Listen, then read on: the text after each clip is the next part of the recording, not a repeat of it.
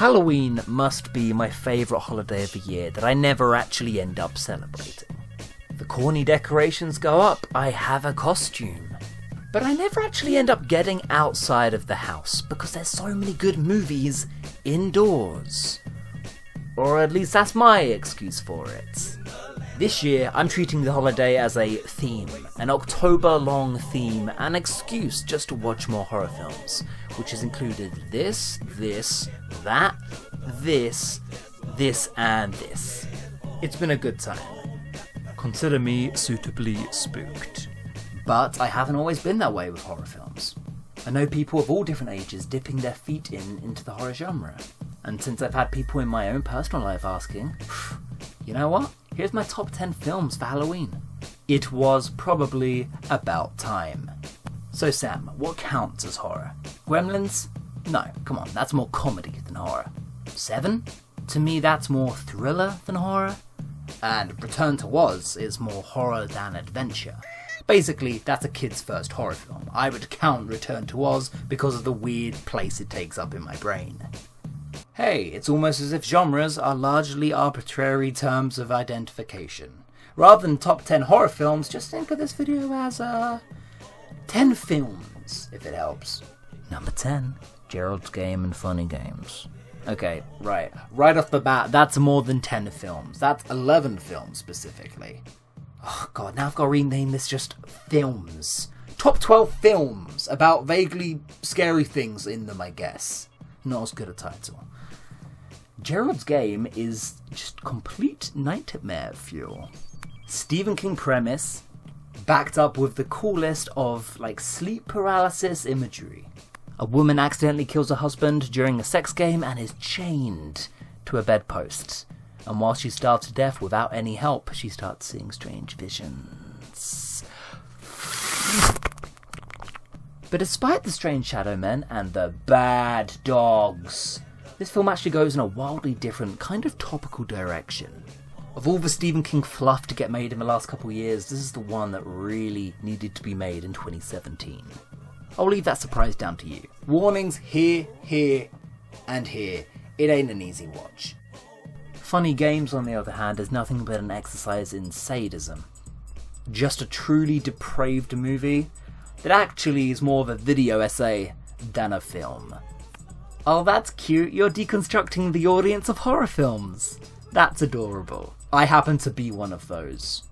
Whilst it is incredibly on the nose and pretty pretentious, the more unsubtle it is about what it's actually trying to say, the better the film is. And the postmodern elements, frankly, scared the shit out of me. Number 9. Number 10, I really fucked up this number system. Insidious 1 and 2. This one I will justify has a couple timey-wimey things that make them feel like one movie whole. You know Back to the Future 1, where Marty's at the high school dance?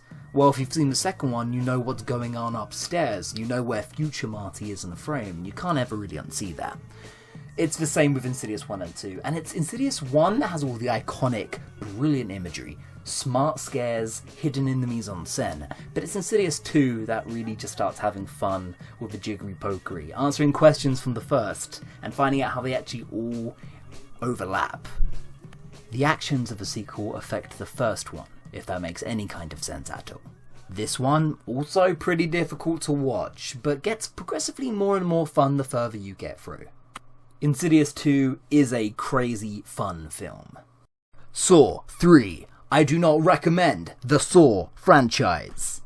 Honestly, from everything I've heard, the Saw franchise is a roller coaster. It's a party that we're too late to. The conspiracies, the highs, the lows. No, the Saw franchise for me was a roller coaster ride. And it was the bane of my childhood existence. I was traumatized by the very thought of them. So when I sat down to marathon them last year, I was actually taken back by how painstakingly hilarious they are. The more Saw you watch, the more of your time you're wasting, but also the less scared of the series you will become. Maybe I just recommend the first trilogy of films. But then even Saw 3 is a rife of plot holes that later sequels have to dig it out of. Saw 3 for me is the most smooth and natural of the films. We have a bit of character study, we have straightforward traps, we play with time just the right amount. For what is a very clean experience narratively, but a very grisly, disgusting film visually. It's a gut punch, and if you have any aversions to any kind of horror, I don't recommend it. Next up, Perfect Blue, but also kind of Cam. I'm sorry I keep doing this, but Perfect Blue and Cam are basically the same film, covering the same sort of material. Losing your concept of self is a kind of horror you did not expect in this video, and that's fine. Satoshi Kon always plays with animation and surrealism, the idea of dreams, and sometimes that can be played for beauty and nostalgia. Sometimes it can be played for Inception bombs, and sometimes it can be played as an inescapable nightmare that you cannot rid yourself of. A retired pop singer turned actress loses all sense of reality as she is stalked by an obsessed fan. In terms of storytellers, I think Satoshi Kon is one of the best the world has currently, and this film can only be described as Lynchian. Imagine an 80-minute movie that just melts. It's quite a safe watch, but it has to be seen to be believed.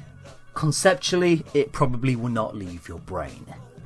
And Cam is basically the budget Blumhouse version.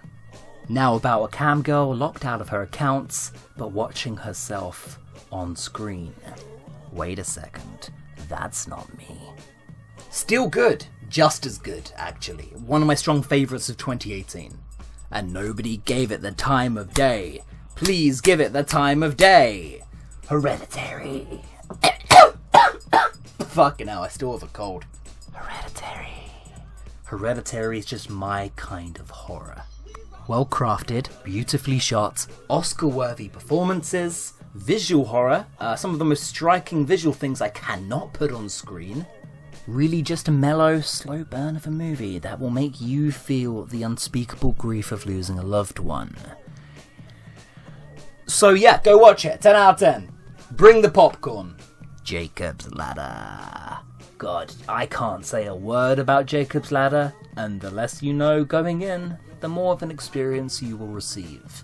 The film does not show you its true face, or even true genre, or even true setting, until the final shot of the film. How can a film like that have any satisfying ending? Well, it does. Against all of the odds, Jacob's Ladder has the perfect ending, and I want you to please seek it out. The Mist is a film about hopelessness. Hey, what if the worst of humanity just won? What would that be like, huh? I'm looking through my notes, and the correct time to kill yourself in this film's narrative is, 15 minutes in. Wait a minute, this makes 2 Stephen King novel adaptations on here. Well, that's fine. To be honest, It Chapter 2, Pet Sematary, and The Shining also deserve spots on this list. I'd say this film actually punishes your investment. It's a very watchable movie. Until that staggeringly cruel, gloriously depraved, Lovecraftian ending. Beautiful. Bellissimo.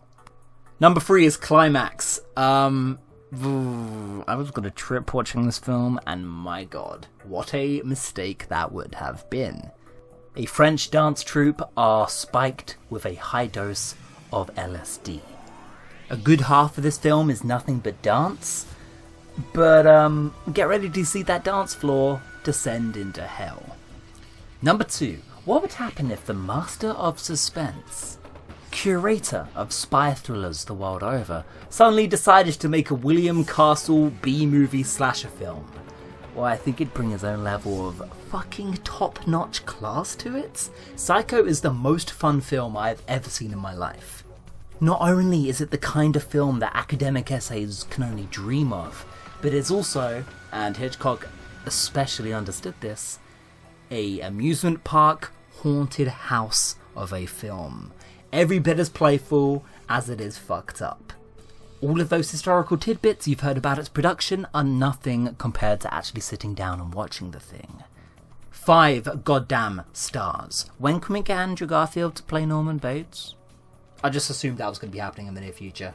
Seems like it should. And number 1, Split right down the middle between horror and sci-fi, people are never going to stop asking about Alien. Is it a horror film? Oh, fucking course it is. It has a movie monster. It has fake-out scares where the cat goes bleh, body horror, and a final girl. Trope-wise, Ridley Scott's got it all here. When people put me on the spot and ask me, hey Sam, what's your favourite film, huh? Huh? Little film boy? Little smelly film boy? We can do that degree, huh? Film boy? I feel like the first film that comes to my head has to be Alien.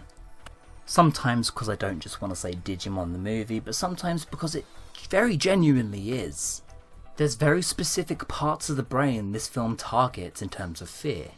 God knows I've said enough about Alien on this channel, but on its 40th anniversary this year, get a good night's sleep, turn the lights off, churn over the hill that is that first hour of cold hard sci-fi, and enjoy the freefall slide as that curve goes straight down into horror. And I hope you enjoy your body horror rape nightmare. This was off the cuff and hopefully entertaining.